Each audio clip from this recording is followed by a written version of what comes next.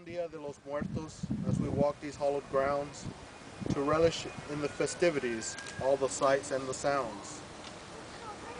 Calacas adorn and merry as flor de champuli are strung about. So much dancing, singing, and food, you can almost hear the dead shout. Oh, viva Calacas, more alive in the afterlife. They're all grateful for the ofertas, but prefer whiskey or rum and Sprite. Round and round, calaveras dancing with bony arms entwined in every note, and with a smiling grin of teeth, with pan de muertos, they'll like to remind us all to vote.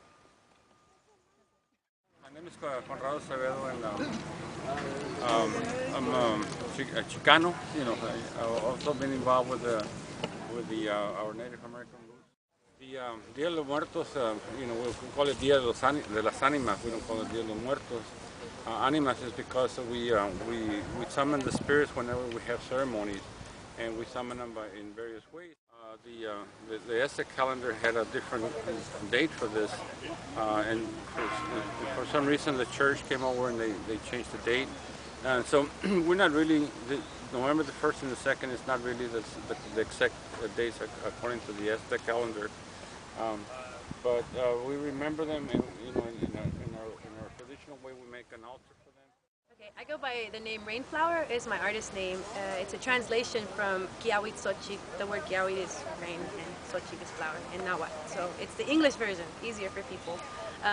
Day of the Dead, as they call it in English, or like Conrado explained, is very important to us because it's a time that we connect with the spirits when they come here. It's across all cultures, not just our culture, but all cultures understand the science behind it. There's a ceremony and science go hand in hand, so it goes with the astronomy. I don't know the exact details, I can't tell you, but I know that many cultures right now during this time are honoring. There's a gateway that opens, and essentially they're here, they're able to come close to us. I started feeling it a couple days ago, and I kept crying for my grandma and different people. Or a random photo might drop in my house or something, you know, and all of a sudden you're thinking about loved ones, you know.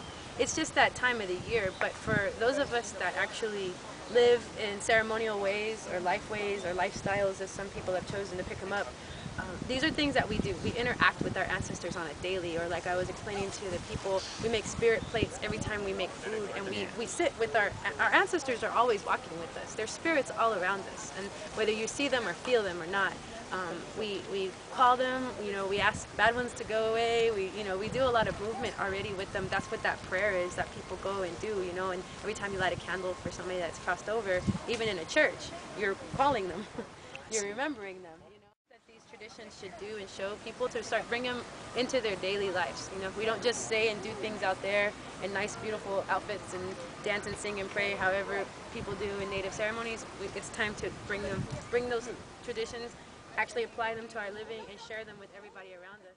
Hey, my name is Daniel Lampton Jr.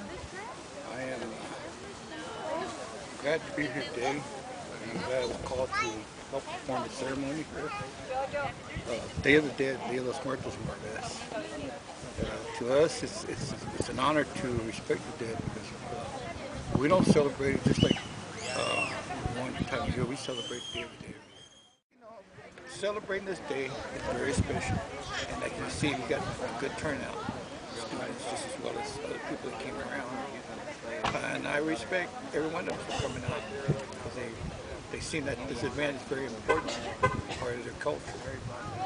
Learning your culture, being